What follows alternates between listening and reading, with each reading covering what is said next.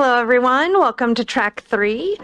Next up, we have Drew, and he's going to talk to us about JS Tap Mark II, weaponizing JavaScript for red teams.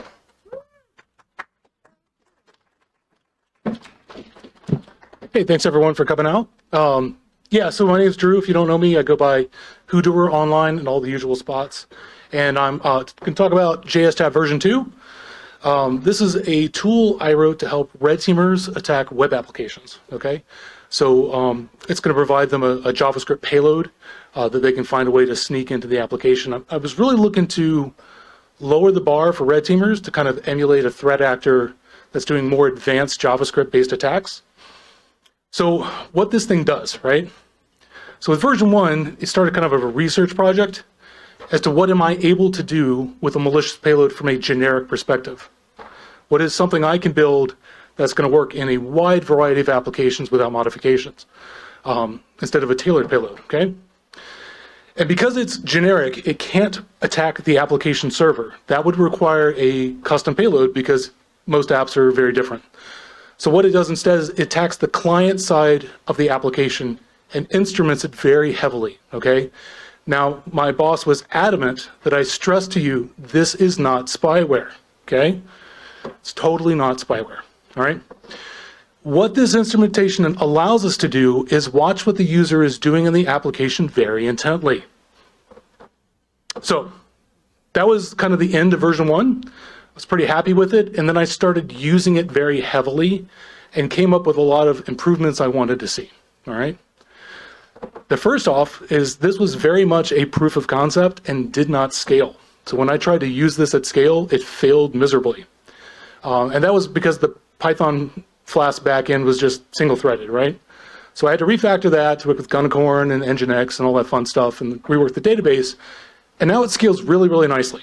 You can throw tons of clients at it. And I actually just last weekend found the next bottleneck, and that is in number of clients. I had many thousands of clients, and the database backend had no problems. The front end web UI for the portal completely choked. So I've got some lazy loading refactoring to do there. Never expected to have thousands and thousands of clients, but here we are. The other improvement I wanted to see was once I started using it, and I had this great foothold in a user's browser, right? That was attacking the client side. That's a great position from which to start attacking the application server, right? They've got the access, they've got the session. Any attack's going to come from their source AP. It's just a great foothold. But that's going to require some of that custom payloads, right? So it brought in a C2 system where I can define a custom JavaScript payload, and I can start sending that down as tasks to the clients that are tapped, right? So that JavaScript gets delivered to their browser and runs with their session. Very, very helpful. But I did make this tool primarily to make it easier for red teamers to kind of emulate these threat actors. And writing that custom JavaScript is something I do all the time as an application pen tester, right? It's kind of my jam. But a lot of people just don't do that. Like, criminals have no problems doing this, right? I kind of see this as a gap the offensive security community is providing to our clients, is these advanced payloads. So what I cooked up with is a feature I call Mimic, that automatically generates these payloads for you and then hands them off to the C2, okay? So the way this works is when you perform an action in a web application, your browser is going to send some traffic from the browser up to the server saying do this action or retrieve this data or whatever that thing is. Now, our instrumentation of JS Tap is monitoring the network traffic between the browser and the application server. And we can use that intercepted traffic as a template from which to generate a payload that mimics that request. Not perfectly, you can make changes, but it will give you a stubbed out payload that does that same thing, okay? And it's kind of like, if you do web stuff, it's like burp repeater, but it's like a remote burp repeater. I can send that to someone else's browser to do. So I'm going to try to get through slides real quick so we can get to demo, but a couple of key points to cover before we get started is JS Tap you're going to use as either a post-exploitation implant or a cross-site scripting payload. There's a lot of options in the payload, but the most important one is the operating mode, and understanding that is kind of critical to configuring your payload for different scenarios. So implant mode and trap mode, the difference is in persistence, okay? Implant mode assumes it's going to have persistence based on where you've implanted it. So I pop a shell on a server, I see they use jQuery in every single page, I add JSTap to jQuery. And then wherever the user is in the app, pulls in their jQuery, pulls in JSTap, and you've got coverage. You have insight into what they're doing in that part of the application. Cross-site scripting payloads are very different. The execution of a payload there is often very fleeting, okay? So trap mode establishes its own persistence using a technique I call iframe traps. We'll talk about that in a second. When I set these up, I really initially envisioned implant mode was for post-exploitation implants and trap mode was for cross-site scripting. In practice, over the time, I've seen that there's a lot of scenarios where mixing and matching works out great. In particular, trap mode can make a very potent post-exploitation implant, and we'll see that later in the demo. So how iframe traps work. What you're seeing in this screenshot, the pink page in the background is a page with a reflected cross-site scripting vulnerability. That means I can craft a URL to this page, and if I trick a user into clicking it, when that page opens in their browser, my payload is going to run, which is super fun, right? But as an attacker, I don't control what page has this vulnerability. It could be a completely boring page. User sees it, closes the browser tab, or navigates elsewhere. And my payload's gone. It's done. Now, if I've written a custom payload that does something very specific, that's probably fine. Those usually are very, very quick. JavaScript, for all its flaws, is very fast. I think probably the most complicated payload I've ever written still was probably done in less than 10 seconds, okay?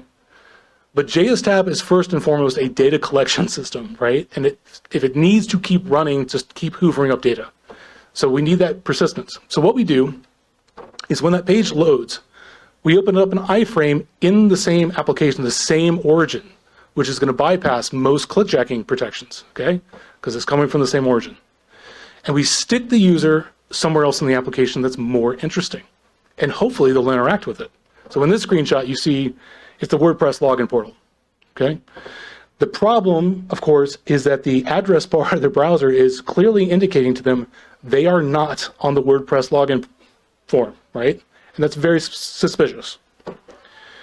So the next thing we do is we spoof the address bar, okay? Our ability to spoof the address bar is not a vulnerability of any browser.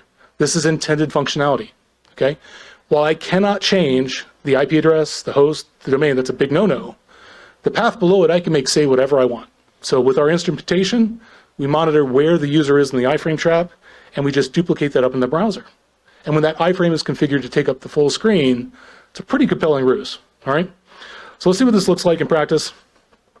We're going to start with that same WordPress example, and I happen to have that same vulnerable plugin, and there's our terrifying alert box from every pen test report. And instead of doing that, and you'll see we're down on that on-off XSS PHP plugin, we will swap in the JSTap payload that is already configured. Now let's say I crafted this URL, I sent it in a phishing email to the admin of WordPress. They look at the link, it is really to their server. They click the link, they're really on their server. They're at where they expect the WordPress login. This is not where we are. This is the lie. We are still on this page. And as long as we keep them in this browser tab, interacting with the app here, we keep our persistence. So persistence is a little bit strong. It's a technique to extend the runtime. We're trying to trap them in this iframe. So let's say they log in. Maybe our phishing email said, hey, I need you to add a new user, right? And they go in. And we're at the admin page. We're going to go to users. There's only one at the moment, ourselves. And we will add in our new low priv. God, sorry, I just cleared everything. Low priv user.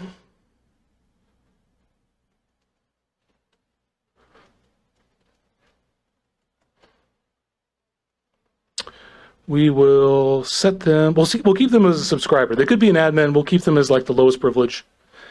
And you see that WordPress has randomly generated a strong password for this user, right? So we'll pretend I wrote that down to give it to them. And we will add that user. And we can see our user list now is 2 users. Let's jump over to JSTap and see what it's all.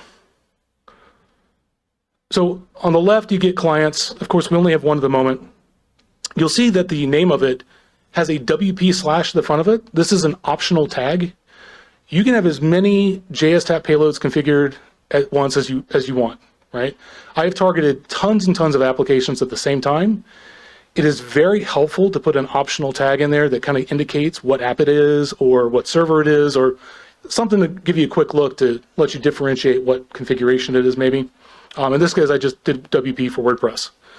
We get their IP, their browser version, we get their platform. We can add notes about this specific client as we go through the loop. We'll see that in a second. We can star them if they're important. You can filter this list by stars or by time.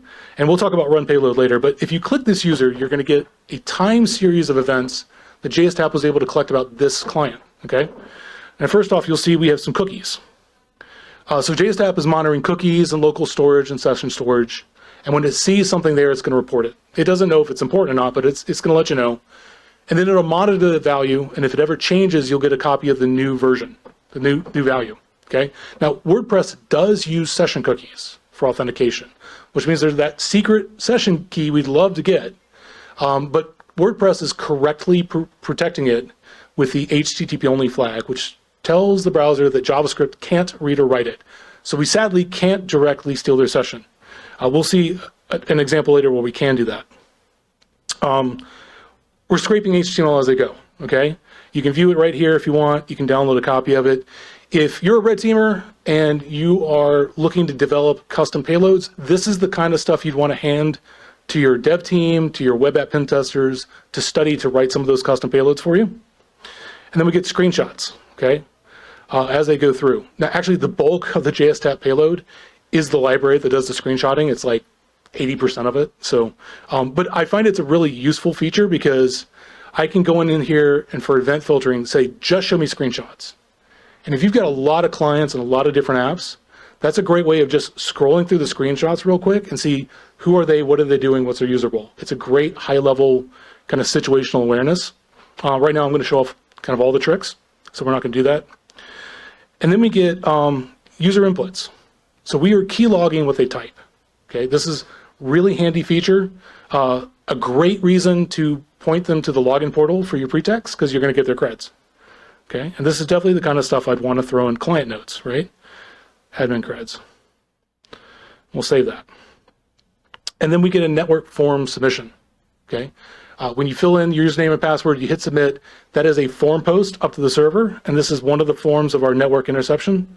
We can see that form post to this location, and it's admin password 123. So we've gotten the password both through the keylogger and also through the network intercept. Okay, so two different methods for getting those credentials, and we'll talk about Mimic here later. And we can see they're on the admin portal. We've confirmed they're an admin because that's where they're on the administrative portal. And we go down and we see they've gone to the users page, and we get a nice screenshot of the users list. Not terribly exciting yet. And then they're on the user's new page. And then we see a new user form. Now I'm going to pull this over so we can kind of see this side by side, the screenshot. Because we get a couple of inputs. We get a user login of low privilege user here. We get an email typed in, so it looks like they're working their way down this form and adding another user. And sure enough, the next thing we know, there's a network form submission. And if we look at the screenshot, there's now a low privilege subscriber user. Okay, so that's the second set of creds we were able to snag. They are a low privilege user. Come on. However, they didn't type the password, right? But we were able to snag it from the form post, right? So WordPress showed it to them, but they did not type it, so we had to intercept it from the network traffic when it was posted back. If you've seen a really old version of JSTAP demos, you'll know that WordPress is able to show it to them because it's in the HTML code, and we could download the scraped HTML code and go dig it out. It's just faster to catch it on the wire, but it's in the HTML code too. All right, so that kind of gives you a pretty quick example of what JSTAP collects. There's some other examples we'll see with other apps here shortly. I want to talk about the C2 system a little bit, okay? If you go up to custom payloads, this is where you can define custom JavaScript, okay? So we can add a quick one in here for testing. And we'll save this. And once you have a saved payload, you'll see you have a couple of options here, okay? So the auto run button, when you toggle this on, every single client, when they connect, will run this payload one time on startup. This is a great way of tweaking default settings. Maybe you have a check-in rate, it's checking back for tasks at a certain rate. You want to change what the default value is. You can do that with a custom payload. There's API calls in the client you can add that'll do all that and change the jitter. If you toggle on the repeat button, every client, while they're connected, when they call back in to check for a task, will rerun this payload over and over and over again. Okay, it's kind of a way to change the runtime of the JSTAP client if you wanted to do something custom repeatedly. That rate is variable. You can turn it off. Don't have it call in for tasks. You can have it call in really, really slowly with a lot of jitter, and then change that rate later if you want to with a custom payload. If you want to do things repeatedly. If you type or punch the run button, it's going to run this payload once on every single connected client. Okay. If you want to get a little bit more specific, so if I go to the very specific client and hit run payload, I have the repeat and run options once again, but that only applies to this client. Okay. A lot of payloads only make sense to one particular user role or one particular application, right? So you might want to be a little bit more specific. So with this one, we'll drag this over and let's run, this is a screenshot actually, that's not my, this is my user here. We will run that test payload real quick. And there it is, there's our alert box, okay? So that JavaScript got delivered down to this browser and ran here. But that's not a very exciting payload, right? No attacker is saying, hey, I'm going to pop alert boxes. So let's do something a little bit more interesting, okay? Let's talk about Mimic. If we go back to the network form submission that added a user, okay, we can see this is the URL. It was a post. The action was create user. That was the low privileged user, and there's the password, right? Let's hit Mimic on this. And we get kind of a wizard, okay? If we sent this exact request, it's probably going to fail because of cross-site request forgery tokens, okay? This kind of network communications is susceptible to a third-party site triggering this. And to protect against that, these forms include a random value, that the server knows what the right random value is, and if that doesn't come posted back up, the server is going to ignore it, okay? Now, I intercepted one right here. But if I try to reuse that later with this same user or a different user, it's not going to work, right? So what we have to tell JSTAP is which parameter is that CSRF token, okay? We need to give it the name here and the value. And then we'll go down and hit search. And it's found where it came from. And if it knows where it came from, it can write the code that will dynamically fetch what the right value is for whoever's browser it lands in, okay? So once it knows, we'll hit next, and there's our payload. So we'll name this to Mimic add WordPress user. We'll save that. Let's make some changes. Let's blow this up a little bit. And you see at the top, we have all of our parameters stubbed out with the values we intercepted, the default values, with the exception of the cross-site request forgery token. That's handled further down the payload, okay? These are very small payloads, they're very simple. I do not want to send exactly the same payload. We already have a low privilege user. I want someone else, like Red Team. We'll set this to Red Team at trustedsec.com, that's pretty cool. And we'll set the password to team rules. Now you'll see there's a pass 1 and pass 2. The one we intercepted only had one of them filled out, but that was an auto-generated password. If you think about when you're filling out an application to set up a new account, it's going to ask you to fill in your password twice. That's what this is. That's that second password field. So if you're mimicking like an add user or change password, and you see 2 password fields, fill them both out. Just copy and paste this down. Because if those values don't match, the server very likely will say, hey, you mistyped the password, right? I also don't want to be a subscriber. I want to be an administrator. Looks pretty good. I'm going to save that. And we will go over and run this on our client. Okay, nothing showing up over here, but if we go back to our client and let's go to the very bottom of our events, you see this event, custom payload exfiltrated data. In the custom payload feature set, there's a couple of API calls to use, like changing callback times and jitter. One is custom payload exfil, that you can call with data that comes back to JSTAP and shows up in this event type, okay? And it shows you the response and whatever the server response body was, which we're not interested in. What we're interested in is the status code was 200. When this payload ran in their browser, the server said, cool, right? Probably worked. And if we go over here and refresh our users list, there's our red team admin, okay? So that shows really quickly an ability to pivot from monitoring a user in the app to starting to perform actions in the app that we've seen them perform without really writing any code, okay? So pretty quick. Now, WordPress is not representative of most apps these days. It's pretty old school with the gets and the posts. And if I'm staring at a WordPress page, this user list did not automatically update. I had to refresh it, right? A lot of apps aren't like that. They're dynamically changing on the fly, okay? Like a more modern app. And the way they do that is with JavaScript. That's precisely why this terrible, terrible language was invented, okay? In the background, JSTAP is making network calls. It's sending data up to the server, it's pulling new data back, and when it wants to show you something new, it's just going to rewrite the HTML code you're looking at on the fly. Okay, it's kind of slick, right? Now, the way that network calls happen is that JavaScript provides APIs for doing this. And there's two main ones, XHR and fetch. Okay, it's kind of baked into JavaScript. Although lots of developers love to use third-party libraries like jQuery.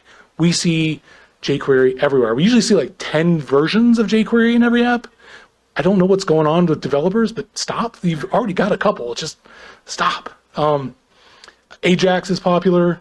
If you look at those third-party libraries and dig under the hood of the network code, they're just building on top of the XHR API, typically. Okay. Now, JavaScript is a pretty funky language, right? These built-in APIs for networking are presented to developers as if they're normal JavaScript objects, like any other developer-defined object. And the other quirk is JavaScript supports monkey patching, which means we can rewrite JavaScript on the fly with other JavaScript, which means that a cross-site scripting payload can rewrite the network stack your app is built on. And that's really bad. It's not great. So let's switch apps. This is a really, really basic one that makes a request up to a server and gets an answer, but with 3 different methods, okay? One is XHR, one is fetch, and one is jQuery, okay? And it just grabs a different answer, okay? Before we inject a JSTAP, we got to make some tweaks to the configuration. This is the top of JSTAP where all the settings are. We are going to keep it in trap mode. The start page, in the iframe trap, when it opens up, it's going to put you somewhere in the app. Obviously, the WordPress login is not going to work for this one. So we're going to set it to this address. And we are going to change our optional tag to be monkey patch.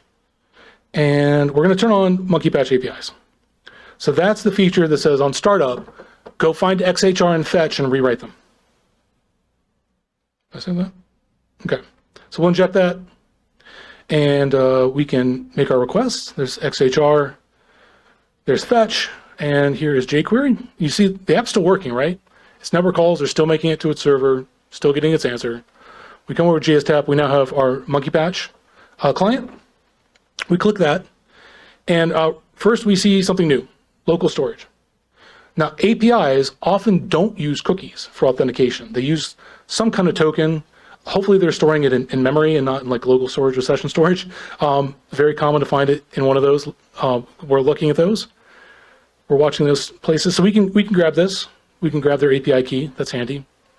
We see our screenshots. This is nothing exciting. Then we see an XHR API call. Okay, this is where JavaScript is setting up a network call that's going to happen in the background, and we see it's going to go to an endpoint called XHR answer. It's a post. There wasn't any basic auth on this one. Sometimes there is, not very often, but if it was, we'd intercept it. And we're grabbing headers because that is typically where these tokens are sent, these authentication tokens. So we were able to see it from local storage. We're catching it on the wire. We see the response was 200, and if you want to see what the call was, you can go in here and it'll show you the request body on the left and the response body on the right. So you can kind of see what data was passed up and what came back. And then the next one is fetch, okay? Now the code between fetch and XHR is pretty different, but we're extracting the same kind of data, so it looks very much the same. Get your endpoint, your method, your API call. This one was the Vegemite answer. And then one last one is, this is XHR, but if you look at the API endpoint name, it's jQuery. And there's actually quite a few more headers in this one. This is us intercepting jQuery network comms because we rewrote the API it builds on top of, okay? This is not a super exciting app. We're going to flip to a different one that actually changes things. So this is a simple DEFCON app that uses, I think it's XHR, and we can set a DEFCON level, right? And again, we need to change our payload config a little bit. Still trap mode, server hasn't moved. Our start page is different. And we'll set this one to DC for DEFCON. We will inject JSTAP, and let's say we set the DEFCON level to 4, okay? We'll come over here, we see our client. Here's our, this is one's in session storage instead of local storage. That's our API token. And if we go down, we start getting some API calls. This one is get DEFCON. If we look at it, there's no request body, it was empty, but the response is current DEFCON is 4.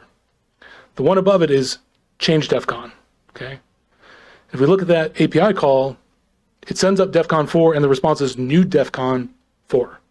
So this is the authenticated API call that actually changes that DEFCON level. So let's hit mimic on this. Now, similarly to the form posts, we need to help JSTAP a little bit to show it where is the authorization token coming from.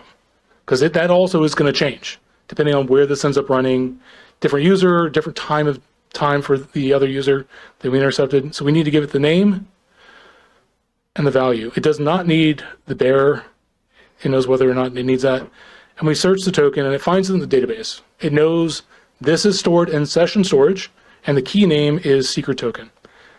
We saw that ourselves, so that's not terribly surprising. We hit next and it'll build up payload for us. We'll expand this and let's say we want DEFCON level to be 1 instead of 4. Spice things up a little bit. And we'll call this, that would be very spicy indeed. We'll save that. Let me drag this over where we can see it. And we will run payload, thermonuclear war. And this should switch from 4 to 1. There it goes. So that's a very simple example of XHR-based comms, but that's how Mimic works for those. You're not going to see CSRF tokens in those requests very often. If they do, it's kind of weird. But you will see those authorization headers. That's not going to cover every case with Mimic, but that's going to cover a lot of them. That's a pretty common setup. Going to flip to one more app, and we're going to start talking about post-exploitation implants, because these are all kind of simulations of a cross-site scripting attack. Everyone with me so far? JavaScript's terrible, but from an attacker's perspective, you can do some really cool shit because it's running in an interesting place. osTicket, okay? This is an open source help desk ticket system, okay? Your end users log in, they submit tickets, their printer doesn't work, they need a password reset, they don't know what MFA is, whatever's going on, right? And they come in and they sign into it here. The interesting thing about this app is you'll notice there's a completely different sign-in called I'm an agent. If you click that, this is a completely different login portal in the same app. This is what admin users would use, the help desk staff. This is kind of a higher privilege user, okay? Now let's say I popped a shell on their osTicket server, and I want to implant JSTAP into this so I can start monitoring, but maybe it's a big customer. Maybe they have tons of end users who are filling help desk with just completely stupid help desk tickets all day long. I don't want to read that, right? But the people that log in here, those are interesting people. They have higher privileges, right? Maybe I want to target these users. Typically when I start to look at where I want to implant JSTAP, I start using the app and I pop open, oops, nope.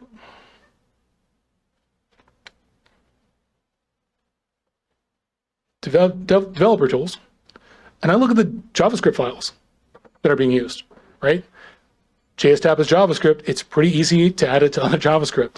Unsurprisingly, jQuery is being used here, right? It's very, very common. Now, if I'm really interested in targeting just the users of the admin side of this, if I add JSTAP to jQuery, is that going to self-select down to them? I don't really know. I'd actually have to have access to a low privilege account and make sure this version of jQuery isn't being pulled in, right? The more critical problem I have is once an admin logs in here and they get into the admin section, is it still using this jQuery?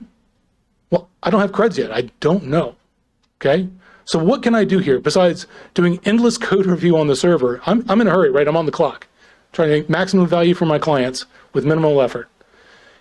If I implant JSTAP on this page, but in trap mode, and set the start page to be this page, basically duplicate it down into the iframe trap, I don't need to know anything else about the app because they'll hit here, JSTAP will start running in trap mode, and when they log in, they'll carry me into the admin sections in the iframe trap. And I keep all the other users out of it, okay? It's really, really helpful if you don't know what's behind the admin login, or if you want to kind of self-select to only users that'll hit a particular part of an application, okay? So I've got a shell open over here on this osTicket, and it turns out if we go down into the staff includes, it's login headers. In the staff section, this is the stuff that drives the login portal for the admins, okay? And conveniently, this PHP code is outputting HTML code, okay? One thing you should know when you add JSTAP to JavaScript, browsers love to cache JavaScript. You may get it in there and you don't start getting callbacks yet because the browsers are going to have to reload that JavaScript at some point. It'll happen eventually, but you may be waiting a while. If you can find like a template, HTML, or like PHP is great, any kind of dynamic language, and add it there, it's going to run immediately because the browser is not going to cache responses to that typically. So we can add it here, and actually there's already a script block, which is very handy. We can add it right here. And I have a different payload, osTicket. And what is different about this one, it's still in trap mode. Our start page is set to window.location. I am not hard coding this. I am setting it to, hey, whatever my current location is, set that as the start page in the iframe trap. So when it boots up, it basically just duplicates them down into their current location. This is also a really great setting if you have a stored cross-site scripting vulnerability and you don't know exactly when a user is going to stumble upon that. It doesn't matter. If you set it like this, whenever it happens to hit, it's like stepping on a landmine, the trap will be set right then, and from that point on, they're in the trap, okay? So this is a pretty handy kind of configuration, and I've set the tag to OS. So I've got a quick little one-liner here that adds in the JSTAP payload. Oops, nope.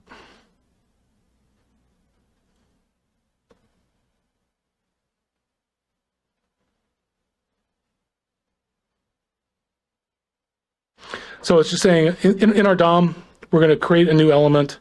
It's going to be a script, and here's the source code to it. Okay.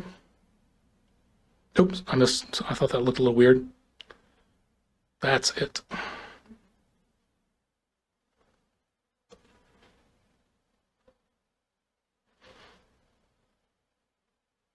That's better.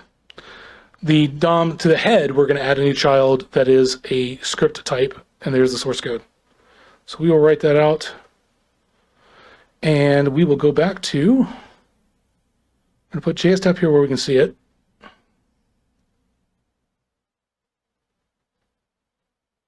And we're going to go to osTicket, landing page, no client.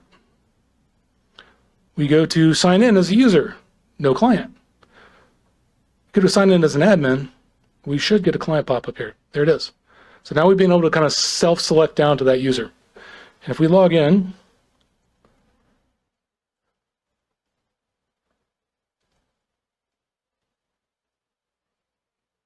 now we're in the admin panel. Let's go see what we got. Now this one's interesting for a number of reasons. This is the session cookie. This version of osTicket is not protecting their session cookies. That's not great. And we will add this to our notes. And that's not great because what I can do, I can borrow this, right? Let me go over to another browser.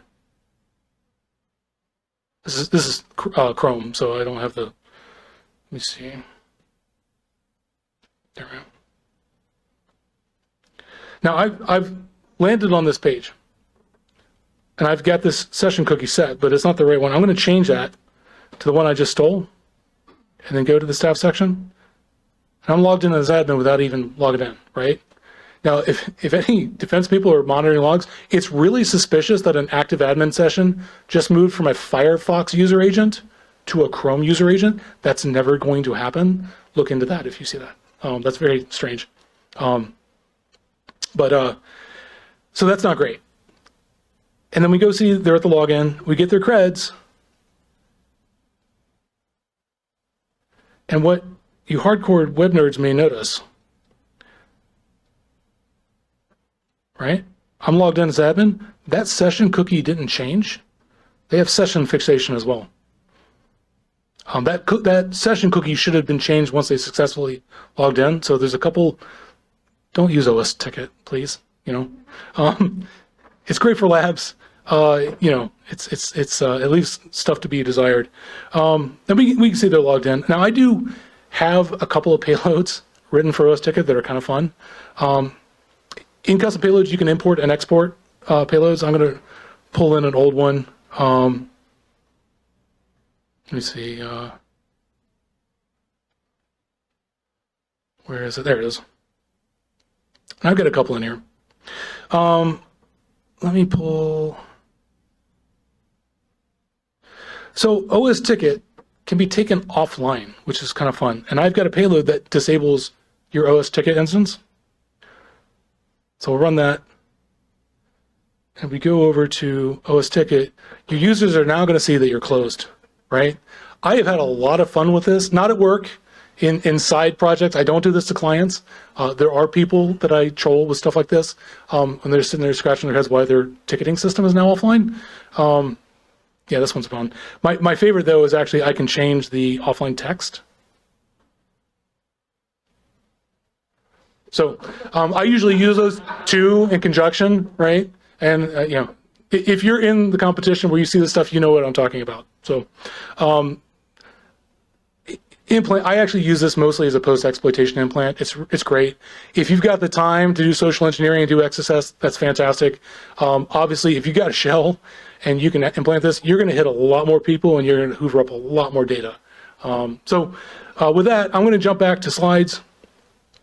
This is where the code's at, how you contact me. I'm easy to find.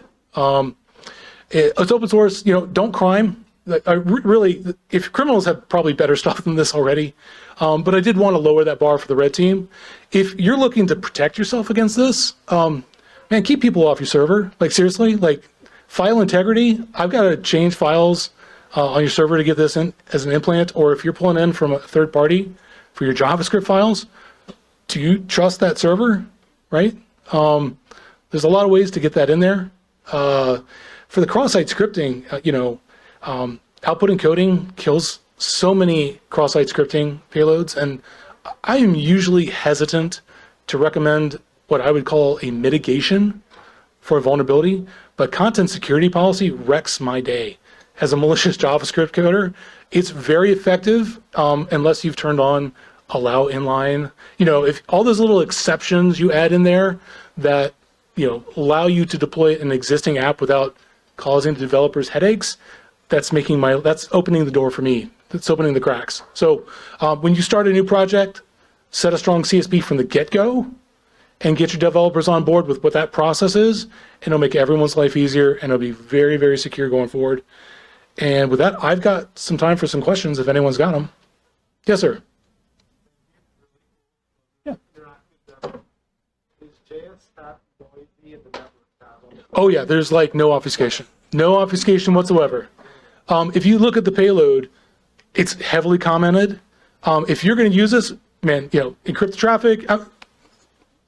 A couple weeks, check the repo. Maybe some changes have been made there. Change the names of the endpoints. This is how it works. This is how you understand it works. It's up to you to obfuscate it. Really easy to obfuscate the payload, but you got to the network traffic too, right? So it's really kind of set up for teaching mode right now. It's kind of on you to rename things. So I'll try to make that easier in the future. Looking at that, but yes, sir.